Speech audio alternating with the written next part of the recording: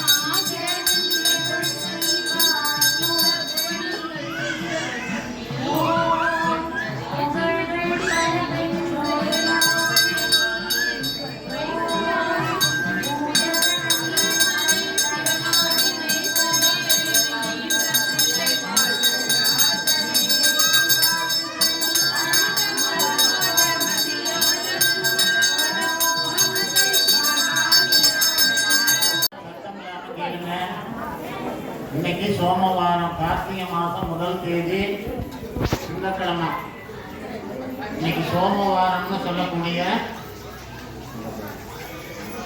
பார்த்தீங்கன்னா நமக்கு சோமவாரம், முதல் சோமவாரம். அடுத்தது 2வது சோமவாரம் 8ஆம் தேதி, அதுக்கு அடுத்தது 15ஆம் தேதி, அதுக்கு அடுத்தது 22ஆம் தேதி, அதுக்கு அடுத்தது 29.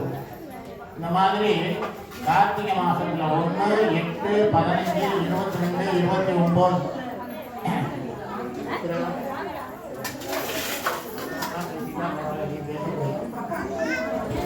அது மாதிரி நம்ம கோயிலையும் 5 திங்கட்கிழமை இந்த சோமவாரங்கள் அந்த காலத்துல 5 சோமவாரமும் சிறப்பாக நம்ம கோயிலில் நடந்திருக்கு.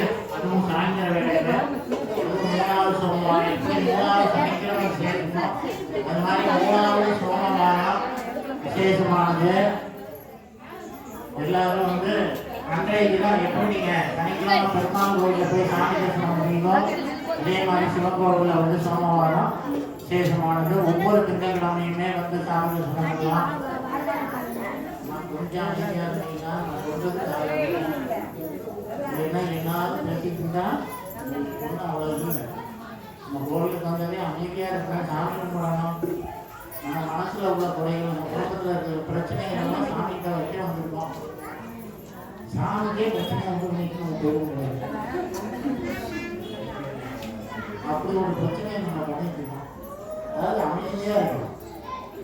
எங்களுக்குலாம் ஒரு பிரச்சனை இல்லை, உனக்கு தான் பிரச்சனை இது இது நீங்கள் பார்த்துக்கணும். பார்த்துட்டு பெரிய மாறும். அதை சில பேர் என்ன நினைக்கிறாங்க, நம்ம உள்ளே போகிறோம் வயிறு ஒன்றும் சொல்ல மாட்டார், இல்லை என்ன சொல்லுவாங்கன்னு பார்ப்போம். அப்படிலாம் இருக்கக்கூடாது. நாங்கள் சொல்லி உங்களை ஏமாற்றி வர போய் உட்காருமா அப்படின்னு நாங்கள் சொல்கிற அளவுக்கு நீங்கள் இருக்கக்கூடாது. நீங்கள் 4 பேருக்கு சொல்லணும் நம்ம எத்தனை பிரதோஷம் கோவிலுக்கு போகிறோம். அதெல்லாம் கொஞ்சம் நாம் யோசிக்கணும். யோசிச்சு அமைதியாக இருந்து கொஞ்சம் நேரம். இன்னைக்கு பார்த்தீங்கன்னா பூஜையே இப்போ ஆரம்பிக்கப்படுறதில்லை. நம்ம உள்ளே இருந்து தான் வரப்போகிறோம். உள்ளே இருந்து சாமிக்கு முதல் பிள்ளையாருக்கு பூஜை எல்லாம் சுற்றி வந்து மண்டலாபிஷேகத்துக்கு எப்படி சுற்றி பூஜை பண்ணிட்டு வந்து கடைசியாக இங்கே பூஜை பண்ணுறோமா இல்லையா, அது மாதிரி தான் இங்கே இன்னைக்கு பூஜை நடக்கும். சோமவாரங்கிறது அதாவது சந்திரனுக்கு, சோமம்னா சந்திரன் அர்த்தம், நிலா. அந்த சந்திரனுக்கு ஏற்பட்ட நோயை சிவபெருமான் குணப்படுத்தினாராம். அதனால அவரு பிரார்த்தனை பண்ணிக்கிறார் சிவபெருமான், என்னுடைய நோயை எனக்கு குணப்படுத்தி எனக்கு நல்வாழ்வு தந்த. அது மாதிரி ஒவ்வொரு சோமவாரமும் உன்னை தேடி வரக்கூடிய பக்தர்களுக்கு நீ என்ன பண்ணணும் அப்படின்னா அவங்கள்ட்ட இருக்கக்கூடிய பிரச்சனைகளை அவங்களுக்கு நல்ல விதமாக முடிச்சு கொடுக்கணும் அப்படின்னு சந்திரனே பிரார்த்தனை பண்ணியிருக்கார்.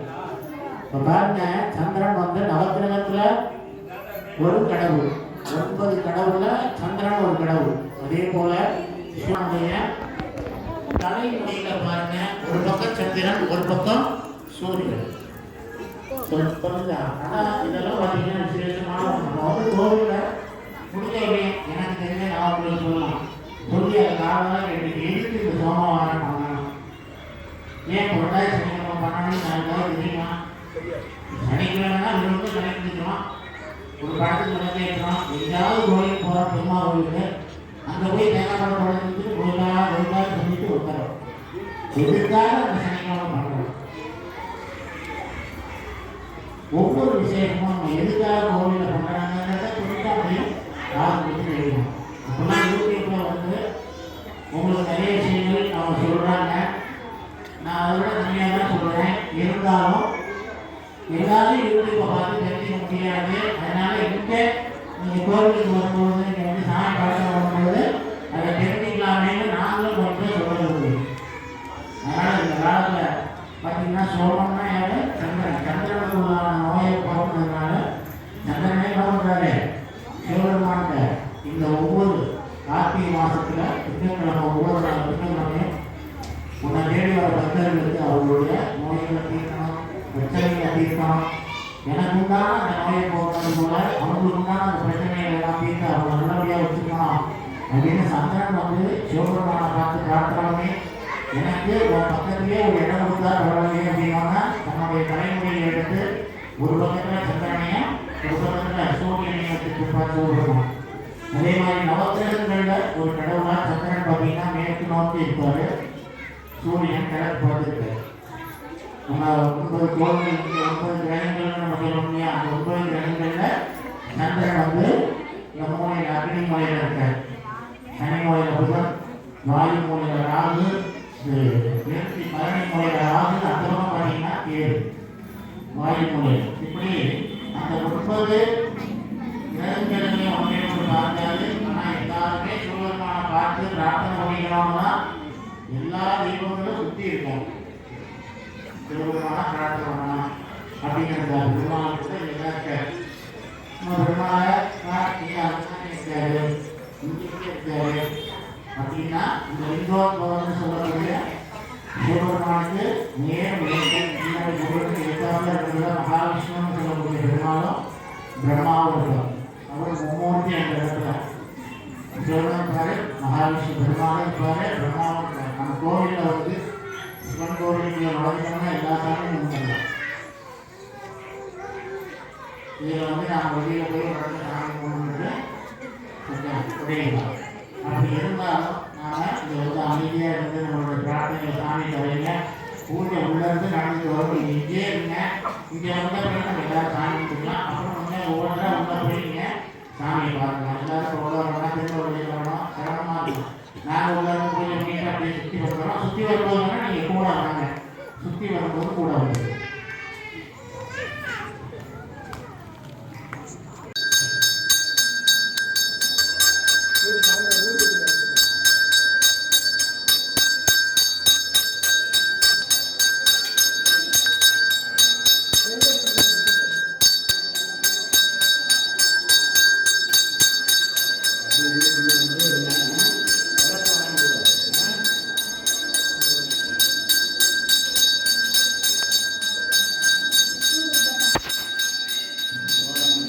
ஹரி சார்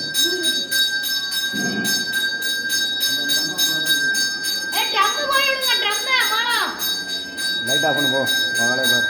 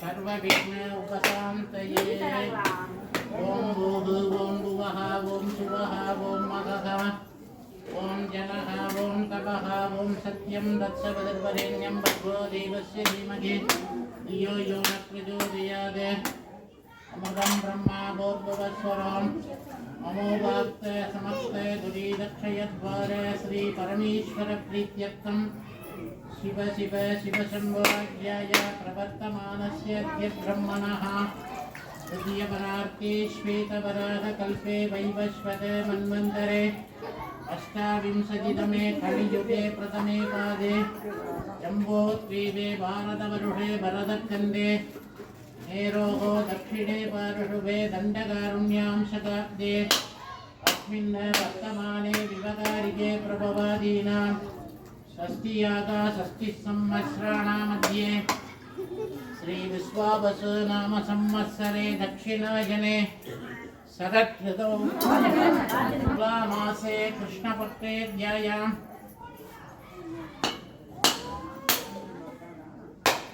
वृश्चिकमासे कृष्णपक्षे ध्यायां पुण्यतिथौ वासरः हिन्दुवासरसंयुक्तायां त्रयोदश्यायां शुभनक्षत्र शुभयोग शुभकरण एवं गुण सकल विशेषेण विशिष्टायामस्यां जन्मनक्षत्रे जन्मरासौ जातस्य नामनक्षत्रे नामरासौ जातस्य शुभनक्षत्रे सोमवार भक्तर्गल नामधेयस्य प्रदोष भक्तर्गल नामधेयस्य सकल कुटुंबानां क्षेमस्थैर्य वीर्य विजय आयुल आरोग्य ऐश्वर्याभिवृद्ध्यर्थम् आयुल सत्संतान सौभाग्य इष्टकाम्यार्थम् आदित्यादि नवग्रहाणां नक्षत्राणां शकलदोषपीडा निवारणार्थम् आरोग्य दिगगात्र सिद्ध्यर्थम् आयुल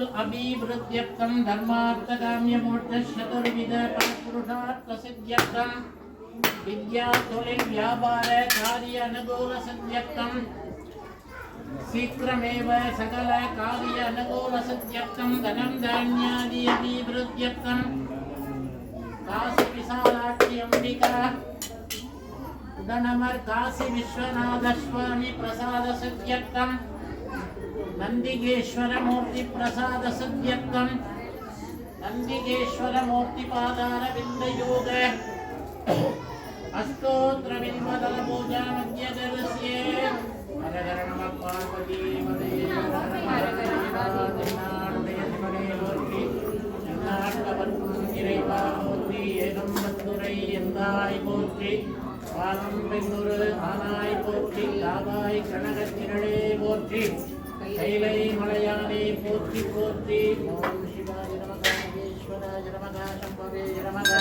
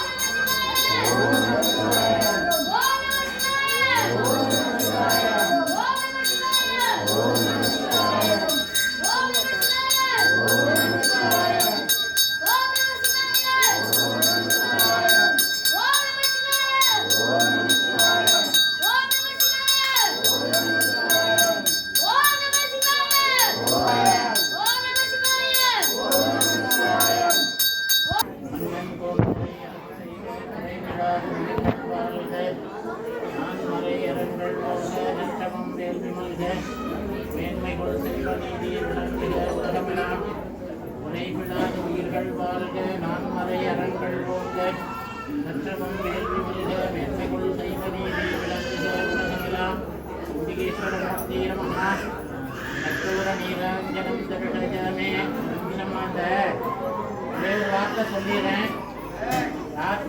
மாதம் பௌர்ணமி கார்த்திகை தீபம் வரும். அந்த கார்த்திகை தீபத்தன்னைக்கு நம்ம கோவிலில் நீங்கள் தான் விளக்கேற்ற போறீங்க. ஒரு 1008 தீபம் ஏற்றி சித்தி நீங்களே எடுத்துகிட்டு வந்துடுங்க, எண்ணெய் எடுத்துகிட்டு வந்துடுங்க. ஒவ்வொருத்தரும் நாம் ஒரு 5 சிட்டி கணக்கு வச்சுட்டா கூட ஒரு 200 பேர் வந்தால் 1000 சிட்டி ஆகிடும். அதுக்கு உண்டான எண்ணெய் சரி இதெல்லாம் நீங்கள் எடுத்துகிட்டு வந்துட்டீங்கன்னா அன்னைக்குங்க அதை நாங்கள் ஒரு நேரமும் சொல்கிறோம். அடுத்த பிரதோஷத்துக்கு ஏன்னா அடுத்த பிரதோஷம் வந்துடும். இந்த கார்த்திகை தீபத்துக்கு முன்னாடி ஒரு பிரதோஷம் வரும். அந்த பிரதோஷத்தில் உங்களுக்கு எந்த நேரம்னு சொல்லிடுவோம். அந்த நேரத்துக்கு வந்து நாம் விளக்கேற்றிடுவோம். 1008 தீபம், 1008 சிட்டி. நீங்கள் ஒவ்வொருத்தரும் 5 சிட்டி வச்சுட்டா கூட நாம் அந்த தீபத்தை ஏற்றி சாமிக்கு பூஜை பண்ணிடலாம். அதனால் கோவிலில் எல்லா பக்கமும் விநாயகர், முருகன், சாமி, அம்பாள் இவங்களோட படம் இருக்கும். அந்த படத்து மேலே நீங்கள் சிட்டியை வச்சு விளக்கேற்றிக்கலாம். இதை நான் உங்களுக்கு முன்னாடியே சொல்லிடுறேன். திரும்பவும் இன்னொரு பிரதோஷம் வரும்போது அதை நான் உங்களுக்கு சொல்கிறேன். திரும்ப எந்த நேரத்துக்கு வந்து விளக்கேற்றணும் அப்படின்னு சொல்லிடுறேன். அதனால் நம்ம ஒவ்வொரு பூஜையும் இது வரலையும் நல்ல சிறப்பாக தான் பண்ணிகிட்ருக்கோம். உங்களுடைய ஒத்துழைப்பு ரொம்ப சந்தோஷமாக இருக்குது. ஏன் அப்படின்னா 4 வருஷம் கோவில் பூட்டியே கிடந்ததுனால ஆண்டவன் வந்து உங்கள் மூலமாக எல்லாத்தையும் வாங்கிக்கிறாரு. எல்லாத்தையும் கொண்டு வந்து எனக்கு இந்த 4 வருஷம் பண்ணாத பூஜை, அபிஷேகம் இதெல்லாம் பார்த்தீங்கன்னா அவரே கேட்டு வாங்கின மாதிரி நாம் எல்லாமே அவருக்கு நிறைய பண்ணுறோம்.